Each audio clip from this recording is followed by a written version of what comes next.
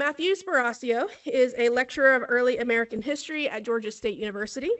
He earned his PhD in Native American history from Auburn University and previously taught at Southeastern Oklahoma State University while he lived in the Choctaw Nation in Oklahoma. His first book, The Choctaw Civil War, Justice and Sovereignty on the Franco-Choctaw Frontier, will be published in 2027 by the University of Alabama Press, so keep an eye out for that. And his work has appeared in several scholarly journals, and he currently serves on the Southern Historical Association's Professional Development Committee. Everyone, please help me in welcoming Matthew Sparacio to the Georgia Archives.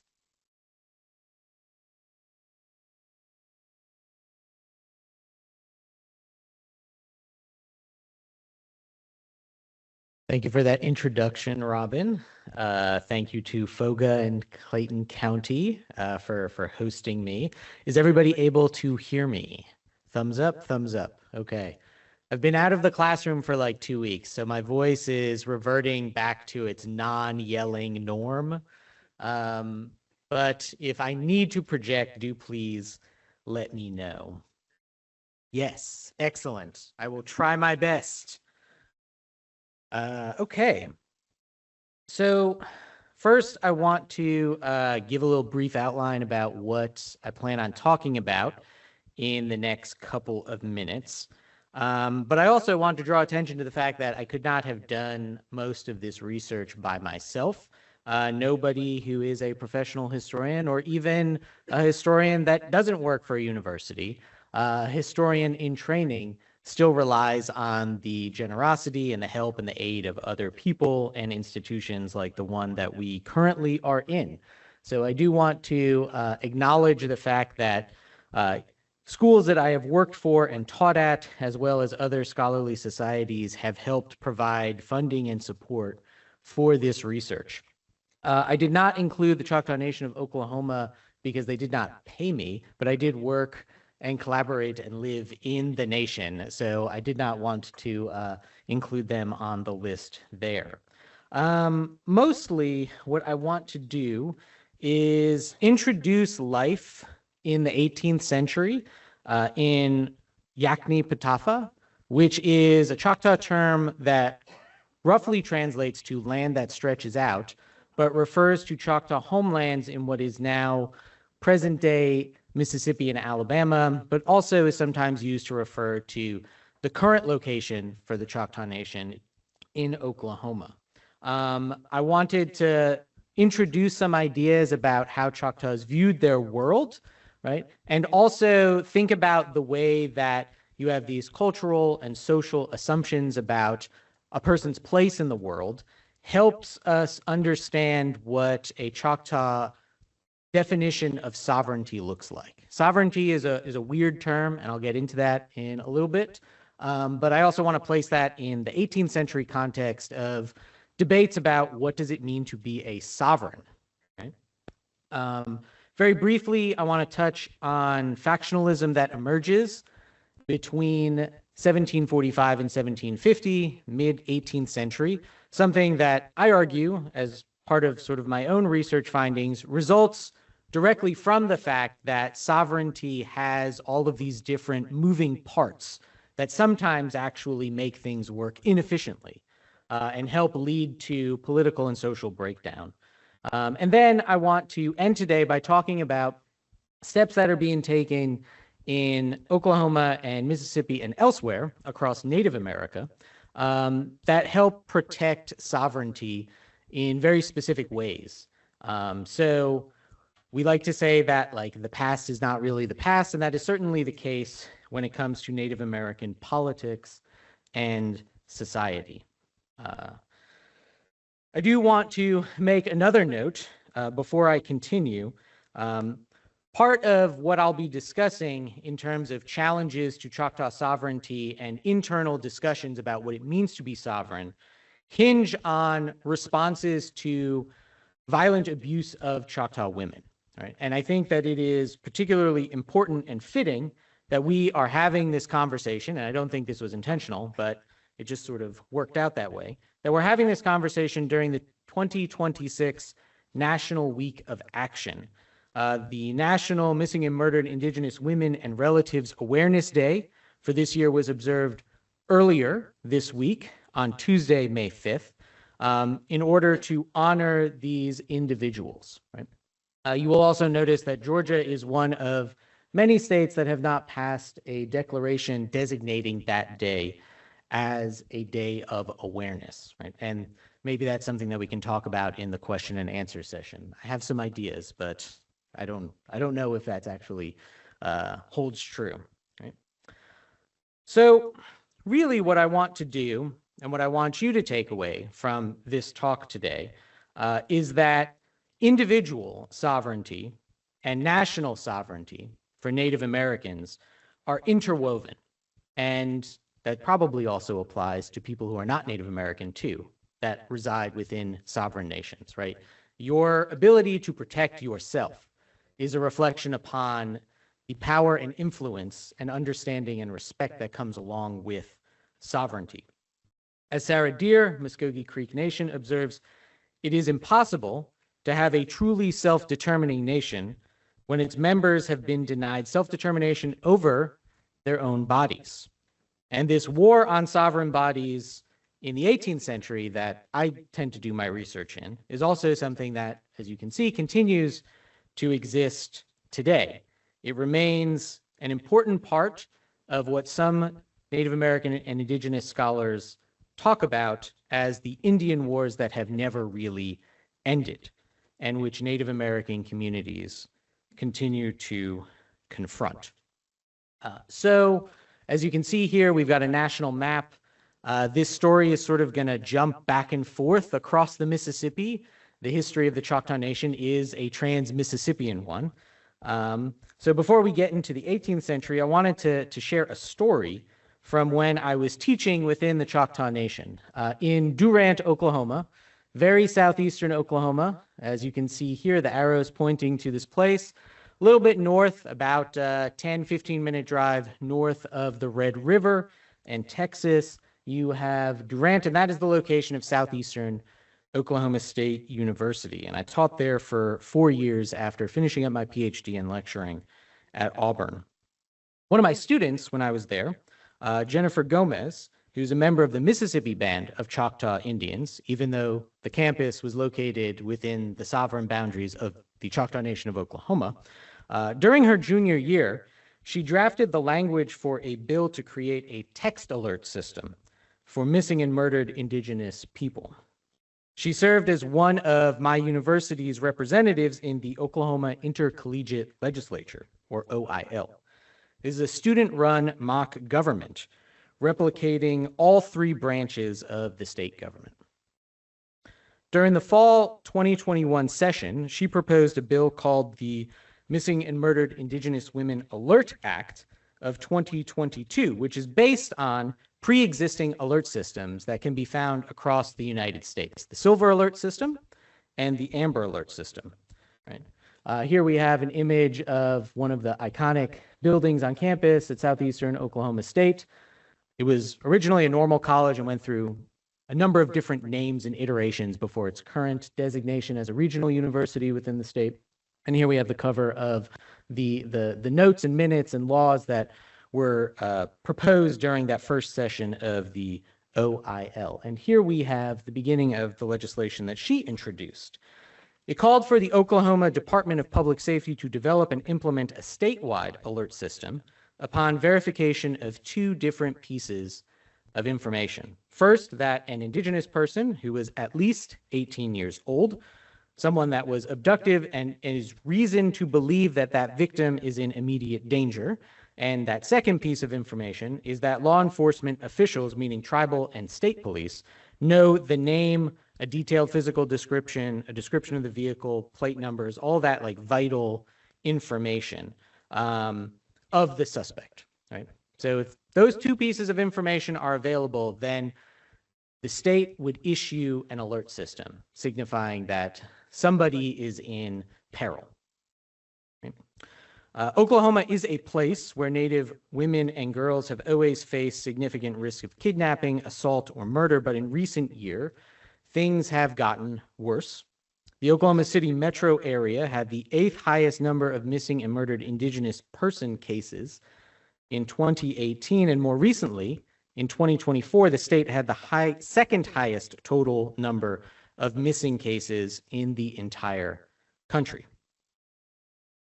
So what I find really encouraging, I know that that was really terrible information, but what I find really encouraging is that you have youth, right? You have students that are taking the initiative to craft legislation to try to solve this problem, right? This is what we want our young people to do. This is what we want all of us to do, not just leave it up to our future leaders, but our current leaders as well.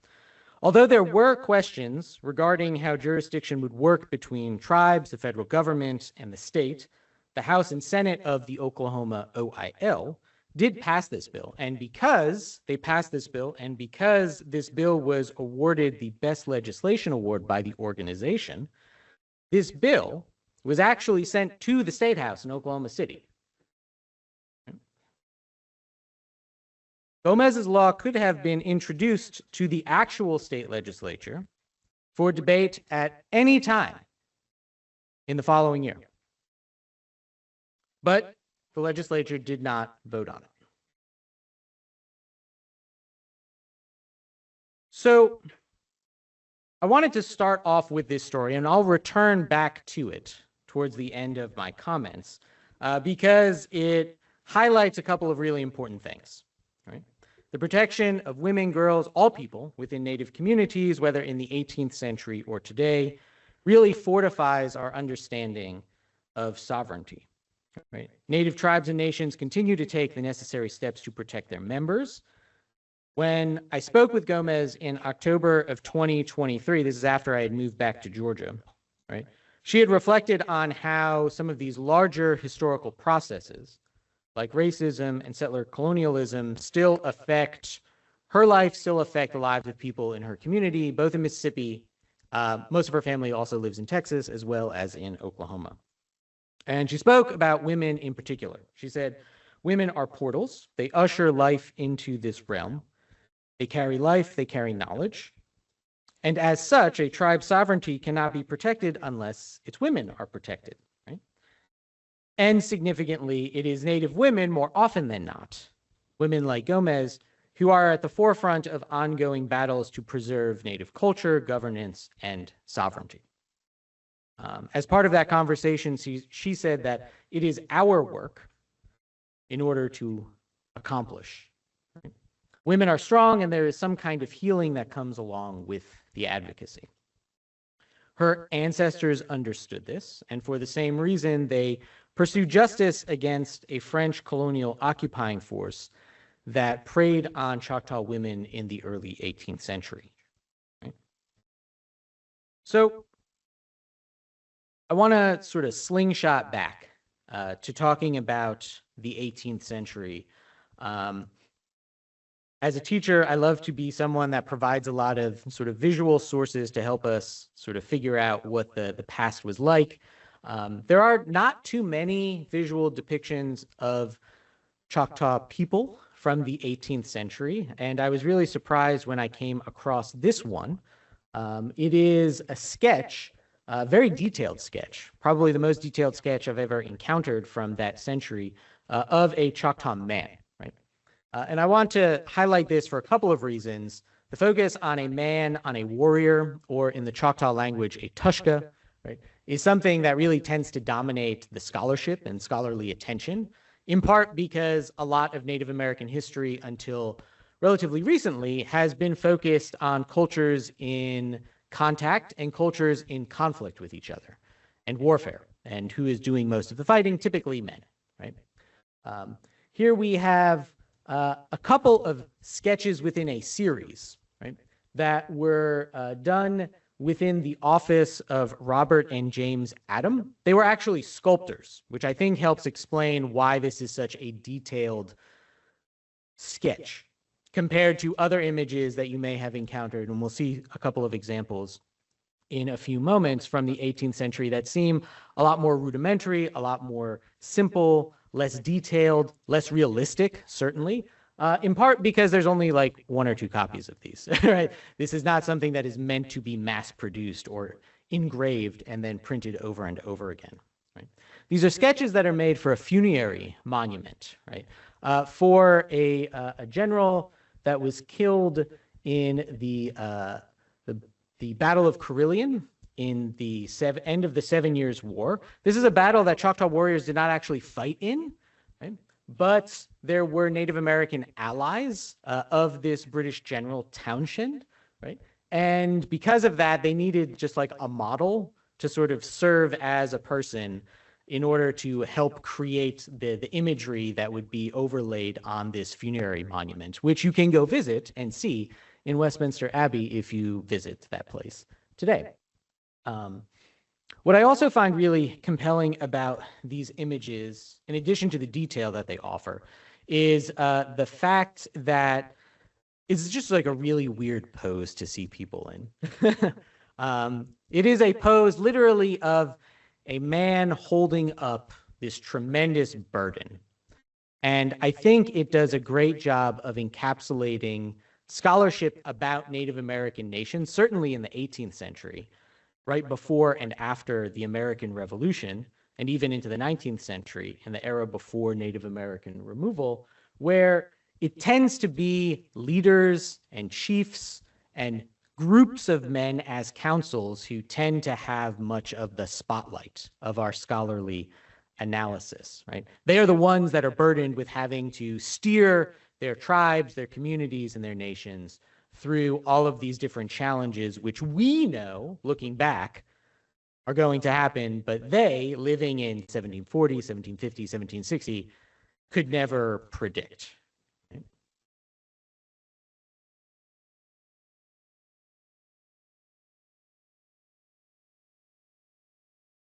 One could make the argument that this is a figure that is burdened not only with a responsibility to their community and their tribe and their clan and their nation, which I argue are sort of all of these different layers of identity that sometimes are in a tug of war with each other within Native American politics in the Southeast, which is full of different confederacies.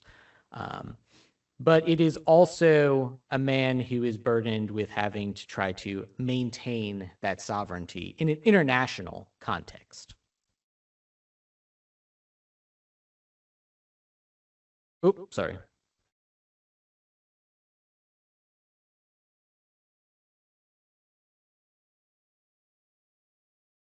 No. Art historians have suggested that this is the image of Louis XV.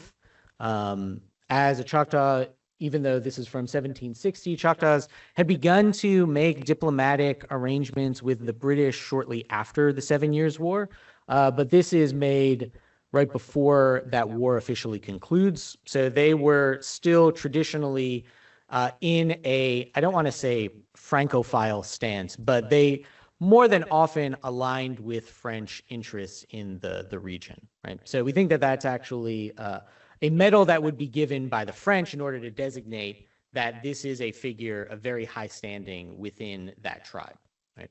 And that is a practice that the federal government will continue, right? A brooch, a medal, sort of signifying that this person is really important. This is going to be a contact that we are going to continue to negotiate with and speak with in order to try to formalize treaties and alliances. Yeah. The 15th, Louis XV, yes. Yeah. Very good question. Yeah, feel free to yell at me, ask questions. I do not mind being interrupted. Yes. Right. Because we're in Georgia, I did want to use this map because there was a brief period of time where there was no such thing as a Mississippi territory or an Alabama territory. And Georgia made claims that extended all the way to the Mississippi River, which you can see is part of that sort of like red line that extends along the border of the left of this image. I'm going to zoom in a little bit to highlight where Choctaw villages are located. This is from 1808, right? And as you can see here, Choctaws lived across a bunch of different waterways and water systems, right? Choctaw homelands resided within the woodlands that bisected the Pearl, the Chickasaw, the Tombigbee, and the Succonochee river systems in what is today Mississippi and West Alabama. Their homes bordered along prairies to both the east and the west. As you can see, sort of very faintly north of where there is this cluster of Choctaw towns, you can see principal hunting grounds. There are these large fields that are principal hunting grounds for all of the different districts of the Choctaw Nation that surround where these villages and districts are clustered. So you have prairies to both the north and the west. To the south, Choctaw travelers would pass through the pine belt before encountering swamps, and ultimately the Okachito, or the Big Water, or as we call it today, the Gulf of Mexico, right? Or as I still call it today, the Gulf of Mexico. Right? Mm-hmm. Yes, yeah. It's fascinating, and I'm sure there are many examples when you go downstairs, looking at maps that are produced in the 1760s, the 1770s, and 80s. Once independence is mostly secured, you have former colonies, now states, that are making these competing claims to Western territories and trying to say that their original charters give them rightful claim to lands in perpetuity until they reach sort of a body of water, whatever body of water that happens to be, whether it's the Mississippi River, which is still contested in the 1780s and 1790s, or the Pacific Ocean. Right? This might be a more familiar image of Choctaws for this crowd. This is from Bernard Roman's concise natural history of East and West Florida. He titled these engravings Characteristic Choctaw Busts. It only shows the upper torso. I think they are really, really valuable images to look at. As you can see, this is not a professional artist who is making this. This is something who is engraving this for mass production. This book was first published in 1775, right around the same time that James Adair's famous history of the American Indians is also published. Adair also speaks with authority about the Choctaw Nation as well within that work, right? To the left, we have a woman. To the right, we have a man. They are covered in tattoos, and I think these tattoos are really important. Their bodies are very cluttered, right? They're very busy tattoos. There's a lot of markings on their bodies.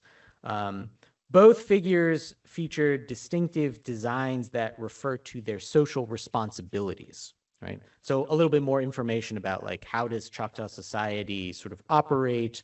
What kinds of jobs and responsibilities do people have, right? Men, so if we take this figure who is on the right, men were takers of life, whether as hunters or as 𝘗𝘗, who defended their families, clans, and towns. And you can see very faintly, a little bit better one than the other, but there are two deer that are tattooed on his upper torso. This one, typically you can sometimes by deer, super important not only for food, but also the deerskin trade. This is like the basis of the economy for most Southeastern nations until Choctaws begin readily adopting sort of cattle ranching and eventually plantation agriculture like other Southeastern Indian nations before we get to sort of like the 1820s and the 1830s. So somebody that provides for the wider community, right, provides for trade. Those deerskins are being used to trade for items that both men and women are going to use that Choctaws do not make on their own, whether that is firearms in order to help them shoot deer or defend themselves, but also iron cooking instruments or metal cooking instruments, right? Pots and pans and nails to be able to build things, build fences, build winter houses, textiles, cloth, duffels, calicos, designs for clothing that is in very high demand. by Choctaw women and Choctaw men, right? If we go over to the left figure, the woman, right? Some sort of more abstract designs here, right? Women were givers of life, right? And as you can note, the distinctive swirling tattoos on this woman's breasts signify either the sun or water, right? Within Southeastern iconography, these swirling designs will signal either of those major life-giving forces within Native American sort of worldviews, right? People need the sun in order to stay alive, because if there is no sun, then there is no corn, there is no corn, there is no food, there is no food, there is no life. Same thing with water, right? If there is no water, there is no corn, there is no corn, there is no food, there is no food, there is no life, right? So we can think about this imagery talking about the social responsibilities because as I'm sure all of you have heard in other presentations, women were predominantly the farmers in Native American societies in the 18th century. Right? This is a big difference that Europeans encounter, and they don't really know how to make sense of it when they begin exploring this part of North America in the 18th century. So not only are women literal givers of life because they give birth, but also they provide the things that sustain life. Food, agriculture. This is not to say that women also didn't sometimes join hunting parties, because they typically did. They would be the ones responsible for breaking down the deer skins initially to make sure that everything was prepped so the deer skins didn't spoil so they could be traded. And this is not to say that men also didn't join in during the harvest season, especially sort of like late fall, late summer, early fall, when we begin to have sort of these first harvest festivals and it's all hands on deck and you just got to harvest as much as possible, right? So while we like to make these clear distinctions, sometimes these responsibilities did get blurred or were shared, right? And I think shared is the most important word here, or the work that men and women contributed, the way that marriages also tied clans and towns and districts together into a dense web of relations, help us begin to understand some of what I argue are the important differences between 18th century European definitions of sovereignty and the way that Choctaws and other Native nations enacted their sovereignty. Right? So what is sovereignty? Well, if you're living in the colonies, if you're living in Georgia, the year before the Declaration of Independence gets signed, 1775, if you haven't heard, it's the 250th anniversary of that this year, then you might struggle to actually answer that question, just like people today. Like, we use this word, what does it mean, right? Even back then, this term is getting debated. It is one of the central sort of arguments that is being batted around in circles across the Atlantic, right?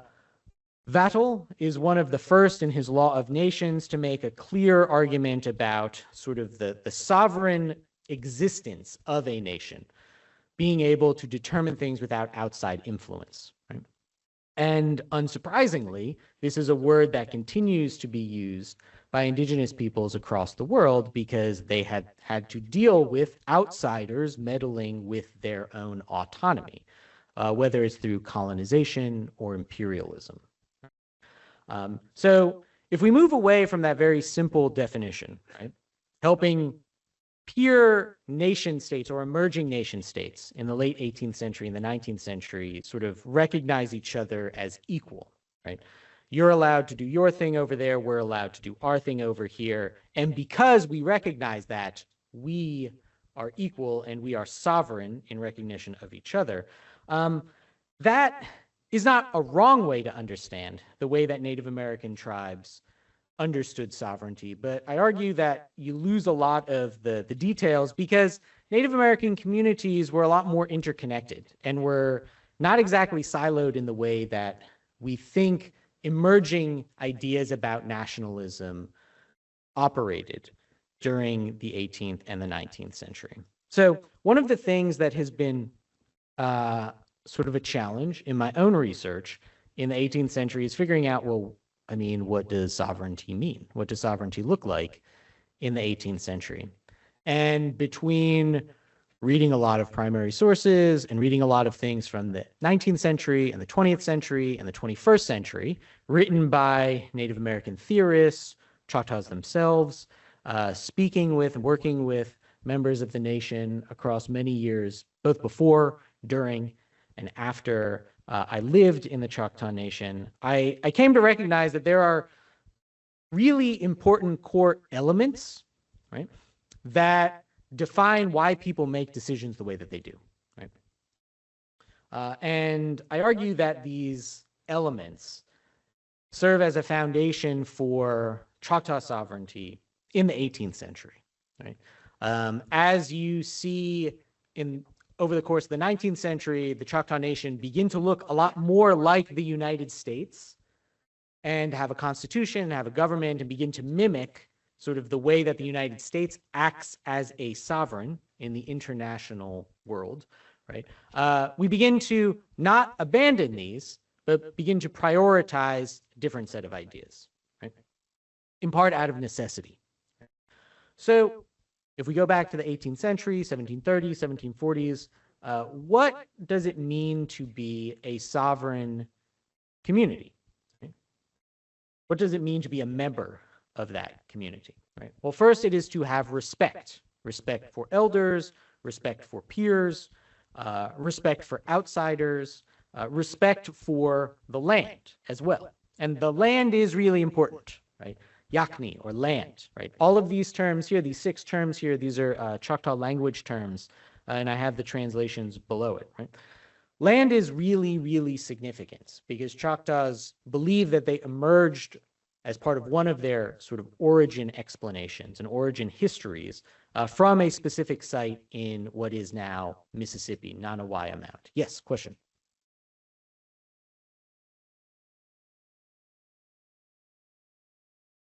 Yes. Taxali. Yes. Yes. An ah. Not an a, but an ah. Ah. Yeah. Taxali. Yeah. And also in this last word, both pinsa, right? You've got the sort of the ah as well as this very sort of I don't know how to describe it. I'm not a language professor, but it's almost like like your tongue sort of gets stuck towards the top of your mouth in order to make that sort of breathy kind of expression. So yeah, part of the research has included, you know, sort of introductory lessons in learning the Choctaw language, and that also helped reveal a lot about sort of like what is prioritized, how do people refer to different parts of the world, the natural environment, why do towns have the names that they do. But these are all things that, these are like approximate translations, right? One of the things when dealing with Native American languages, even though we have several tribes that have very good language revitalization efforts ongoing, right, is that the written language is something that is created well after the fact, right?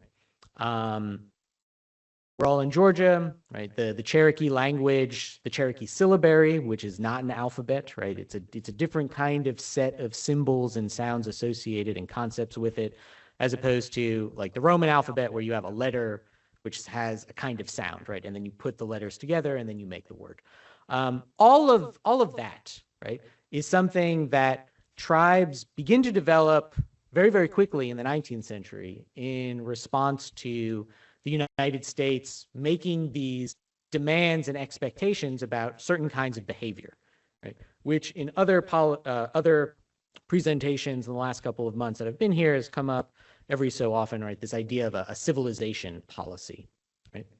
The Cherokee are the first to do that very shortly after, and after removal, sharing a printing office in the Cherokee Nation in what is Indian Territory and now Oklahoma. The Choctaws and Cherokees sort of print religious literature, but also sort of newsletters and almanacs that are distributed in separate Native American languages from the Southeast to their members, right? So this really great question here. goes a long way in sort of explaining how, when we study Native American history, we're taking materials and knowledge from different periods of time to try to sort of like figure out what is going on in the past. We don't have the luxury of like copious amounts of handwritten or printed documents from certainly the 17th century and the 18th century, so the time period that I'm looking at. And when we do, they're all written by Europeans, so they all have like a bias, and they have their own sort of agenda in portraying things in a certain way, mostly because for most of the materials that I work with, English or British colonial sources in South Carolina or Louisiana, a lot of these people, colonial officers or governors, right? They're writing back to parts of Europe because they're trying to impress their superiors, right? So they're trying to portray that they have everything under control, that they're dictating terms, and you sort of have to read between the lines there, right? This is some of the fun of doing history. Anyways, right? So sovereignty, what comes with sovereignty? Respect for each other, right? Great respect. Fina means great, or a lot of, right? Aninchi, great respect. Yakni, land, right? Connections to a specific territory, specific watersheds. Choctaws did move around a little bit, not only to hunt. They did, for a brief period of time, have sort of summer and winter houses. And we do know that villages would sort of get up and move after a while, in part because that's how you kept yourself from getting sick, right? You would move sort of upriver from where you were because you'd still have access to water. And after a while, all of your sort of your structures, they're made out of natural materials and they begin to deteriorate. And eventually you make the decision that I don't want to spend time trying to fix this old structure. I'll just build a whole new one because it'll have fewer problems, right? Work, which we had talked about, right? Ideas about obligation, giving, and generosity, as well as law. Yes, question. Mm-hmm.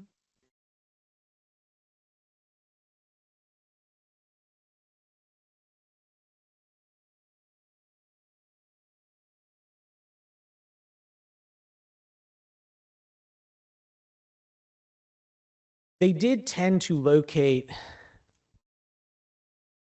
corn fields, even though Europeans didn't sort of recognize these as plots of land and sort of monoculture, because it was integrated culture, right? Agriculture. You would not only be planting your corn, you'd also be planting your beans, your squash, your pumpkins, your gourds. There's also a lot of like sort of foraging, and I don't mean that in a disparaging way, right? There are lots of just natural fruit-bearing trees that grow in the South, and if you happen to live close to a peach tree, then like that's great for you. You don't really want to move far away from that, or if you do, you're going to go back to that, right? As opposed to having to sort of plant trees on their own. They did tend to have where they intentionally planted corn crops in these areas that would be very fertile.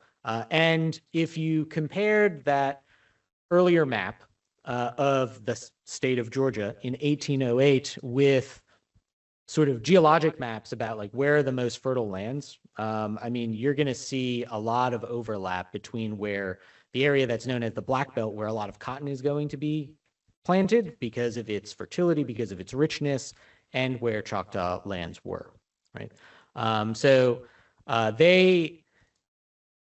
Where they lived, right? They made a very good decision to live where they lived, and they didn't have to work too hard or relocate very often because the soil was so fertile. Right? Again, very good question. Right? What I want to very briefly sort of talk about, and I had mentioned this earlier, right? There are lots of different ways in which people imagine themselves as part of a society, much like today, right? So if you ask me, who am I could spend the next forever here. You wouldn't be able to kick me out because I'd be able to sort of touch upon all of these different places where I see myself fitting into.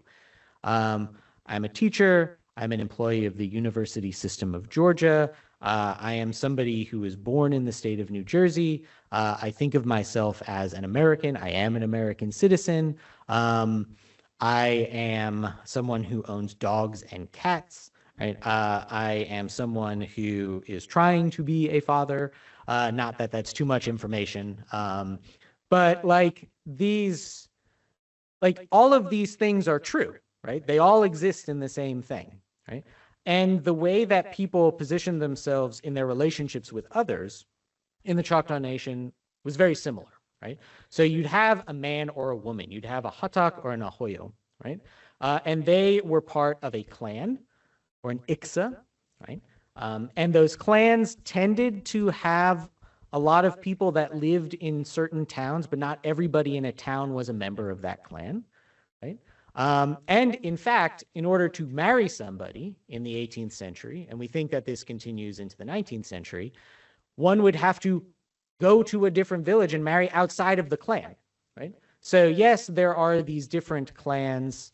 Some historians in the early 90s sort of viewed these clans as antagonistic towards each other. That just couldn't be possible because these are all relatives with each other. And not to say that relatives don't fight, but like this is just how society was functioned, right? They were expected to perform different functions.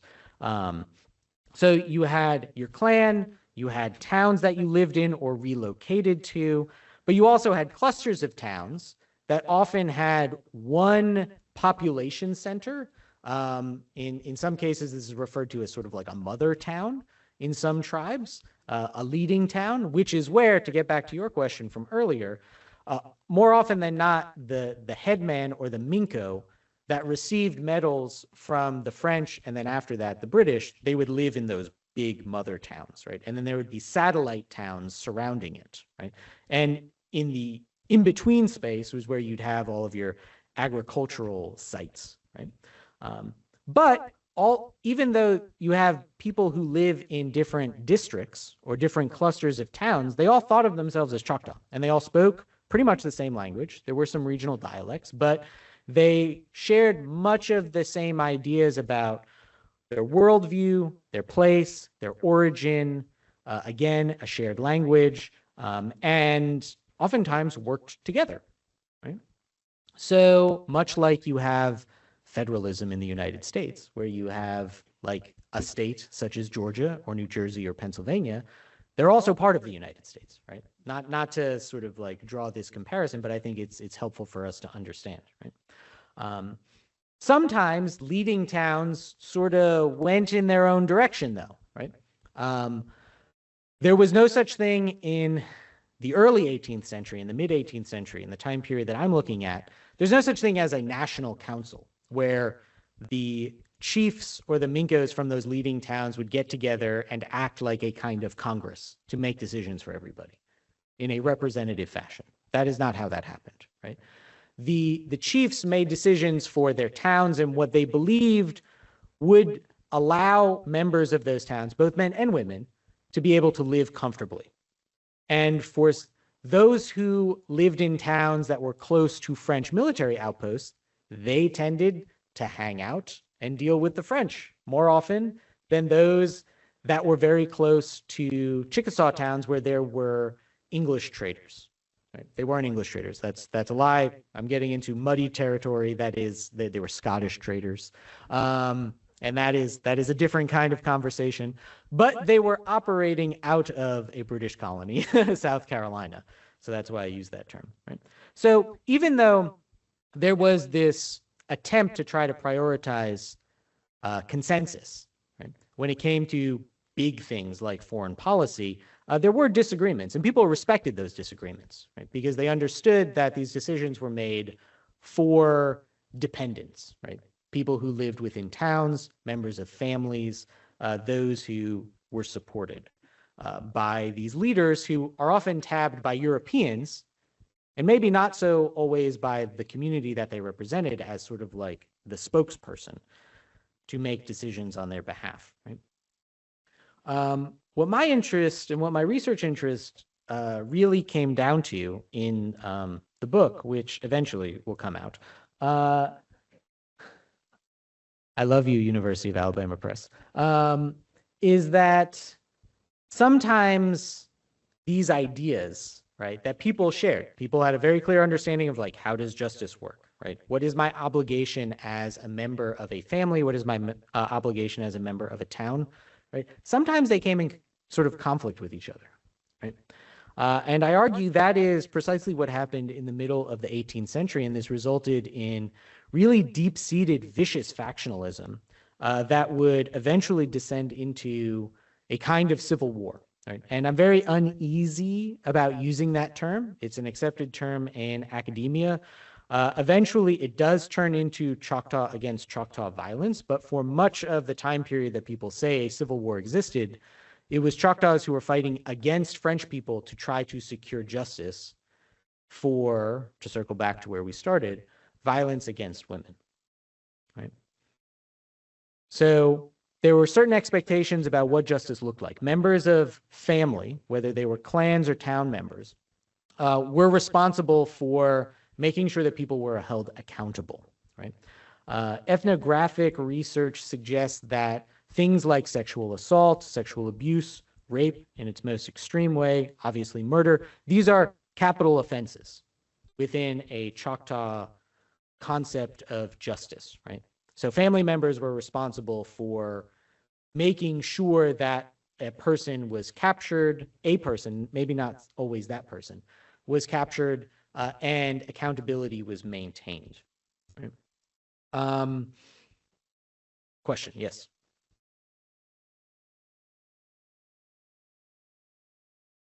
Mm-hmm. Oklahoma, yes. Oklahoma. So Oklahoma is also, Homa is red, right? So red nation. It is Oklahoma is a compound word from Choctaw to refer to that. So yes, you are correct. Yes. Yes. Oops, sorry.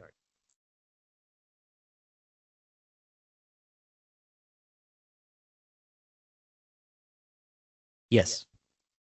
Both. Yes. Yeah. Yeah.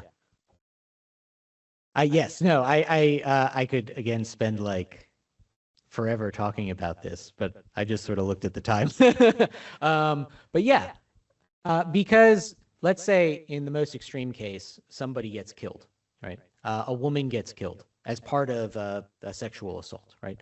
Not only do you lose sort of the potential life that could come from that woman in the future, but you also have somebody who's a valuable contributor to the family, the clan, the community because of the work that they do, whether it's processing deer skins, right? Just like, you know, everyone has value in society today, right? There's this absence that needs to be filled. So this is a term that I'm going to borrow from historians of the Creek Nation during this century.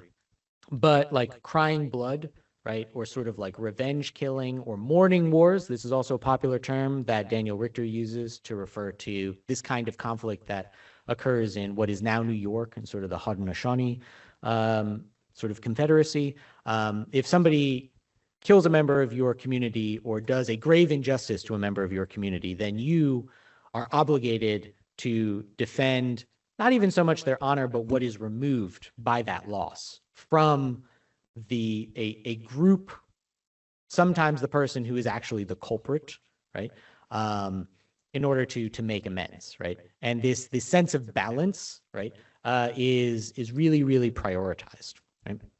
So one of the things that I argue in my book is that when the final break between some Choctaw villages occur, it's because you have three women, right, who face some kind of abuse or attack, and they all come from the same district, right? And one of those women is a wife of the leading chief or a medal chief, to get back to your question, of that Western district town, right?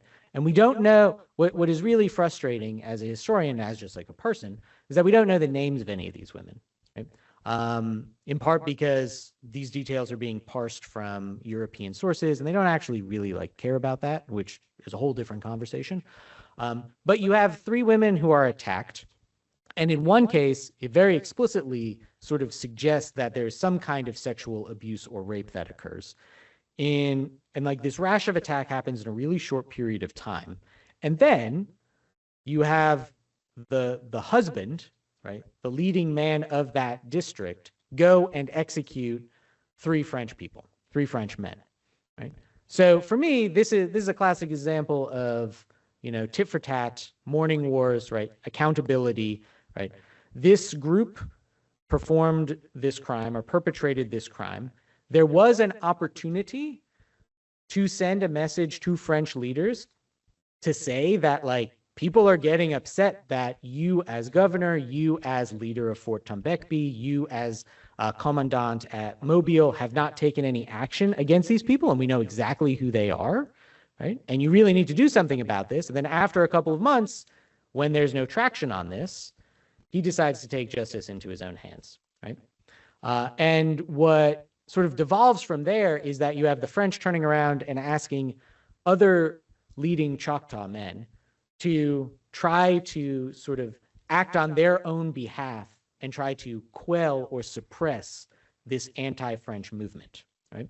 And a lot of people, because we have records from councils that are held, a lot of Choctaw leaders, and again, these are only men because these are Europeans who are sort of recording these conversations. There are likely women that attend these councils, but we don't actually know what they say. They all say, yeah, that's pretty terrible, but I don't actually disagree with it, and we're not going to get in the way of it. So solve your own problem, right? Which goes to show you that, like, there's this clear understanding of, you know, where obligation begins and ends, depending on where you are located, where you live within the Choctaw Nation, right? And all of this violence, if we want to see where these villages are located, they're all located along this, like, sort of central corridor. And I'm really gonna sort of mess up your brain right now by saying they are part of a district that scholars typically refer to as the Western District, even though one could make the argument that they are the Northern District.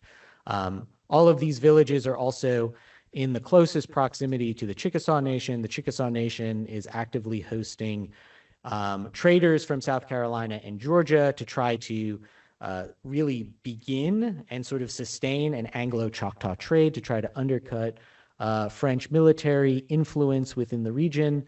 And these are villages that are going to host these traders, right? So there's also, like, this larger geopolitical thing that's happening in the background too. And a lot of historians have focused on that, right? Which, and I'll sort of begin to wrap up here, I think is wrong. And it relegates Native Americans as pawns within this sort of, like, larger history of colonialism. There is a longer history of colonialism in North America, but leaders of Native American tribes and nations, and even leading towns within these confederacies, especially in places like the Southeast, they're the ones that hold all the cards. They're the ones that are influential. They're the ones that are able to really make substantial claims to power and authority and sovereignty, and not these Europeans who have population centers that are hundreds of miles away, right? They're the people on the peripheries. They're sort of like the small dudes, right, on the block. So attacks against women continue to be a problem in Indian country. That is a term that is used to refer to places that are Native America today. And there have been some steps that have been taken. I did start off this presentation with a sort of depressing anecdote about how a woman's attempts to try to introduce legislation wound up coming up short. I am happy to say that Oklahoma did, a few years later, sign into law House Bill 1077, which is called the Casey Alert System. This happened in 2023. It creates a framework for an alert system, right? There are a lot of criticisms from within Oklahoma about the effectiveness of this alert system. I'm not going to read through the quotes, even though I have them prepared. What I will say, and what has emerged in response to the fact that the state is unwilling to try to provide the resources necessary, even though both the federal government and the state legislature has said this is a program that needs to have its funding expanded. It needs to have more personnel in order to make sure that it functions and it performs the duty that we as the people of the state of Oklahoma want it to perform, is that what we see are grassroots organizations that are working with tribes, and tribes really taking the first steps and the most effective steps to trying to ensure that there are protections for members of their community. Right? Yes, question. What happened to the Choctaw? Okay.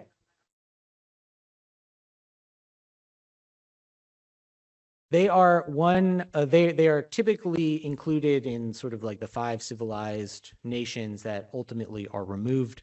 They have a different kind of removal story from other Native American tribes in the Southeast. They are the first to remove. They are the first after the passage of the Indian Removal Act. They are the first to sign a removal treaty, in part because political leadership in the nation wants to secure the best lands. Right? And what is now Eastern Oklahoma were not unfamiliar lands, because the deerskin trade goes into decline in the 1790s and the early 1800s. So people who are hunters, right? Men are traveling farther and farther away from Mississippi, and they're going into places like Arkansas. They're going in, they're crossing the Red River. They're going into these lands that other tribes live in, right? like it is not a smooth transition whatsoever. But they had a pretty clear understanding that where they wind up sort of like claiming territory as part of that removal treaty with the Treaty of Dancing Rabbit Creek in 1830, these are lands that are very, very similar to the kind of environment that they lived in Mississippi and in Western Alabama. It continues to be a place that is primarily agricultural and ranch driven, even today, although like oil becomes very important later. So they are removed. The reservation is eventually allotted, but not as part of the Dawes Severalty Act, because initially the 5 civilized tribes are exempted from that. Eventually, there's a separate congressional act, the Curtis Act, that applies to the Choctaw Nation, and you have the breaking up of the reservation. The reservation is continually decreased in size by way of treaty even after removal, in part because there is a large cession that the Choctaws make to the Chickasaw Nation as they remove. They remove about 7 or 8 years afterwards, after the Choctaws. And they want to take advantage of sort of the fertile lands of what is now southern Oklahoma. But also as part of Reconstruction and after the Civil War, there's a new set of Reconstruction treaties that the federal government imposes upon all of the 5 civilized tribes, because they signed treaties of alliance with the Confederacy during the Civil War. Not only reconfiguring and eliminating slaveholding within those nations, but also sort of ceding territory as well as opening up territory for infrastructure development and private ownership by railroad companies, which like further dilutes the ability to control who goes in and out of the nation, right? One of the things that I didn't list on that sort of chart of what makes a nation sovereign, one could make the argument borders are pretty important, right? And treaties are essential in outlining like where does the United States end and where does a native nation begin. And it took a while, thanks to Georgia, to figure out whether or not Georgia state laws applied within Native American nations, within Native American reservations. And eventually, the Supreme Court decides that that is not the case. Choctaw Nation is I believe the 3rd largest Native American nation by terms of population within the country today, within the United States today. Most Choctaws live, if I remember correctly, in California, because there's another removal that happens during the Great Depression. The Dust Bowl it is not good to live in Oklahoma during the Dust Bowl. So a whole bunch of people, because they are ranchers, because they're farmers, they go to California because that's where the good land is. So your three pockets of where people who have Choctaw ancestry live really are California, Oklahoma, and like Mississippi, Alabama. And there are two federally recognized Choctaw tribes. There's the Choctaw Nation in Oklahoma, and there's the Mississippi Band of Choctaw Indians. And there are a handful of other state-recognized Choctaw bands. That was a really long answer, but I wanted to be as comprehensive as possible. Yes. Casey Russell, this is named after Casey Russell. Casey Russell was a man who went missing. He was a enrolled member of the Cherokee Nation. He went missing and his body was discovered a few days later, a couple miles from where he was last seen. And grassroots movement activism within the Choctaw Nation appealed to the state in order to like make a law in order to get this alert system off and running. There are alerts laws that have been passed by several different states, but not the federal government, which I think is a big problem. For example, we're coming up on the 5-year anniversary of Washington State sort of signing their missing Indigenous persons alert law into law. Sorry. So this has been really piecemeal, but again, it has been tribes that have been at the forefront of trying to protect members of their own communities. Yes, question. Mm-hmm.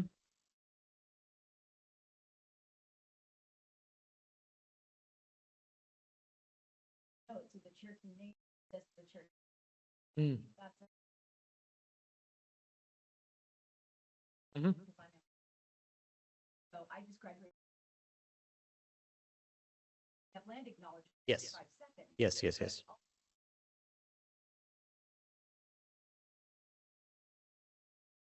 Yes, yeah.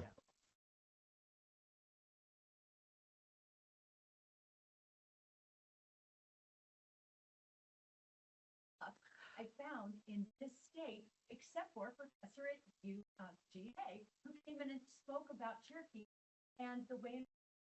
Yes, yes.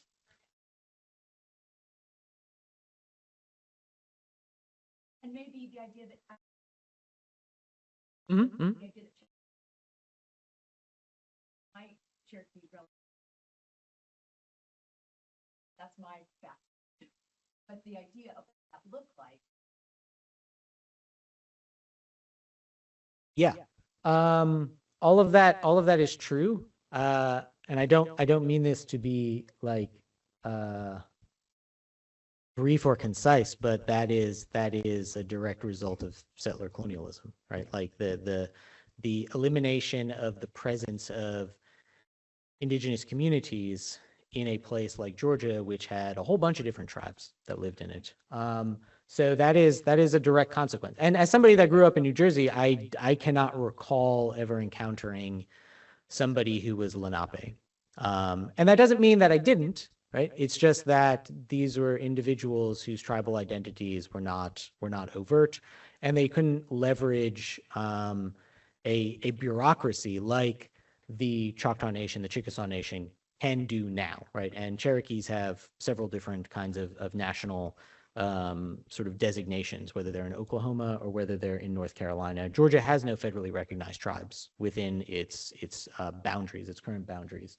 Choctaws and Cherokees are very similar because of, I mean, for lots of different reasons. I mean, they both sort of like dominate what is first Indian Territory and what is now Eastern Oklahoma.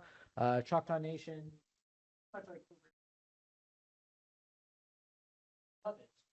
Cherokee Nation.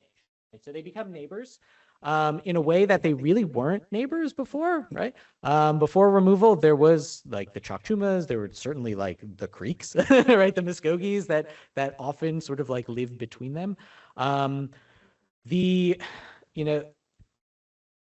there's a book to be written about the way that the Cherokee Nation after removal really becomes this funnel. And I'm not going to write this book, but it's going to become a funnel for information transmission to refugee communities that are forced to relocate to Oklahoma, because that's where the printing press is, right?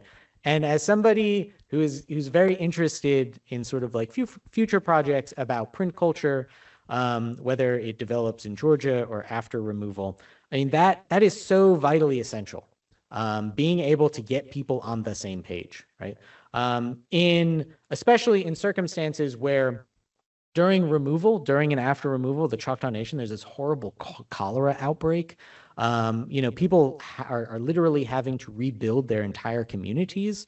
There are Native Americans that already live here, and they are not happy campers. That there are new groups of Native Americans that are deciding to set up shop in lands that they had traditionally used for agriculture and for hunting.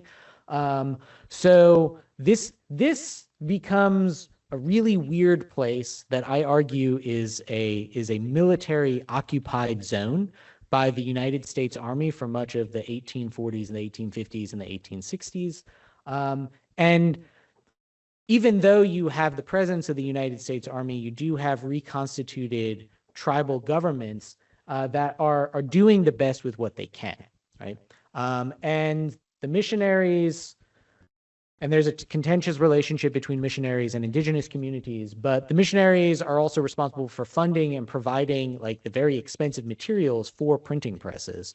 So there's sort of an uneasy professional relationship that emerges, but everything goes through what is it called? Union Hill. I think that's where the printing press is in the Cherokee Nation. So you have Muskogee Creeks, you have Chickasaws, you have Choctaws. Or it'll be a while before Choctaws get their own printing press, but they're going through places like Union Park and Tahlequah, and I think because of that, right, Cherokee continue to be as a part of the story, even though we might be looking at it through a strictly sort of like tribal national perspective. All of these histories get like really messy, right? We can't silo them. But that's an excellent point. Yes, question. Yes. Hmm.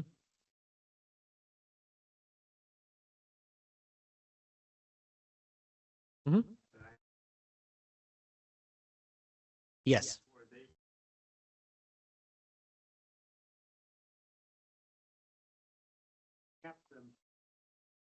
Yeah, Juneteenth doesn't really like exist in Oklahoma, in part because Indian Territory is not a state. And so like technically the Emancipation Proclamation applies to it, because the Emancipation Proclamation only applies to states or territories there in rebellion and fighting against the United States. It's not a blanket emancipation. That's why we have the 13th Amendment, right? But in Indian Territory, slavery eventually gets abolished by virtue of the Reconstruction treaties that the Cherokee, the Creeks, the Seminoles, and the Chickasaw and Choctaw sign a dual treaty with the United States government, and that is part of their acquiescence to the federal government, in addition to some surrendering more territory. That helps create the foundations for Eastern Oklahoma, what becomes Oklahoma Territory. And that's where all like the famous land runs happen in centuries afterwards. Yes. One more question. Super duper. Yes.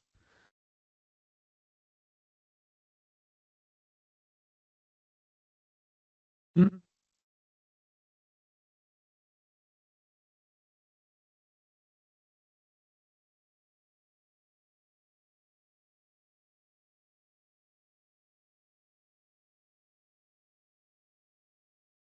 Yes.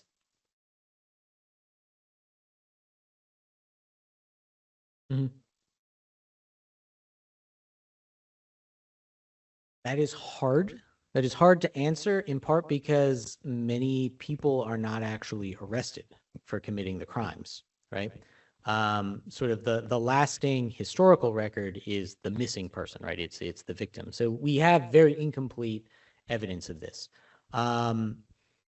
It could very well be, right? I mean, like anybody that studies domestic violence knows that someone is more likely, whether a man or a woman is more likely to be abused by somebody who is a close relation or a close acquaintance with that person, right? And I also, you bring up like your question is prompting me to say, like, what I'm documenting is based upon what the French say the Choctaw are saying about French people. And I do not want anybody to sort of like walk away from this conversation and say, oh, well, there is no sexual violence that occurred within indigenous communities whatsoever, right? That is also not true, right? If that was the case, then there wouldn't be these really hardline prescriptions about what the appropriate punishment would be if something like that happened. And members of leading councils who were both men and women were very adamant about, like, if somebody crossed a particular line, that was a capital offense, which means that why do laws exist? Laws exist because something happened or somebody's trying to stop something from happening, right? So these priorities are pretty consistent. Oklahoma is a strange place for lots of different reasons. It is unlike other places where there's really large concentrations of number of missing and murdered indigenous people cases, which tend to focus in like the Southwest and also in Alaska with Native Alaskans. And the reason why I say Oklahoma is a weird sort of exceptional place when you look at all of these hotbeds for where violence and kidnapping is occurring is because Oklahoma is way more urbanized. And I'm not necessarily somebody who is going to die on the hill to say that Oklahoma is urbanized, but there are a lot more cities, right? There are reservations that exist in Oklahoma, but these are not the same thing as the Navajo Nation, or you go up to the Sioux where you just have like wide expanses where nobody lives anywhere, right? Same case for Alaska. And because you have these wide-ranging, expansive reservations, what tends to happen most is that when people become aware that a crime is committed, it takes law enforcement really, really long times to respond and get to the scene of the crime, right? And to begin sort of the whole investigation process. And we also know, based upon really excellent reporting within the last 20 years, both in the United States and in Canada, is that more often than not, local law enforcement is like sometimes they're the people who are perpetrating the crime, or they are intentionally withholding sort of evidence or obstructing an investigation because they know who committed the crime, right? And this is the real issue, right? That confronts tribes, and I argue confronts the United States as a nation and every citizen who's a member of the nation, is that, this breakdown in trust between law enforcement and the people, right? Whether they're tribal members, whether they are U.S. citizens, right? Is really, really hurtful because it gets in the way of being able to help people who need help in very dire circumstances, right? But also, I'm somebody who's not Native American.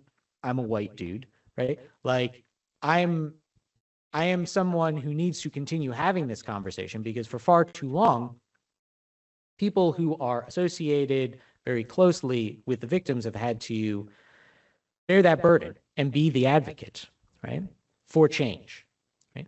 And that is, not to get too preachy, I think that that's unacceptable, right? And we need to do a better job of making sure that there are no bad apples in law enforcement, whether that is state law enforcement or local law enforcement or even tribal law enforcement. And what we have seen lately, in Eastern Oklahoma is those major tribes, right? Choctaws, Chickasaws, Muskogee Creeks, the Cherokee Nation, because of the McGirt decision, and they are now responsible for litigating crime as a result of that 2020 Supreme Court decision, sort of acknowledging their sovereignty in certain legal circumstances. We have had a whole bunch more people become tribal law enforcement officers as well as lawyers and judges, right? Trying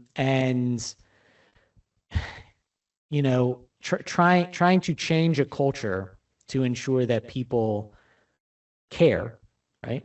And also, bad actors are held accountable is not a thing that I can do singularly, and it's not a thing that any of us can do singularly, but we all have to do together, and we have to be committed together. And that requires a lot of uncomfortable conversations, right? So I'm really happy that I got to have one of those conversations with you today. I really appreciate the questions. These were great. Thank you so much, Robin. Sorry I went over time, but thank you so much. Thank you so much.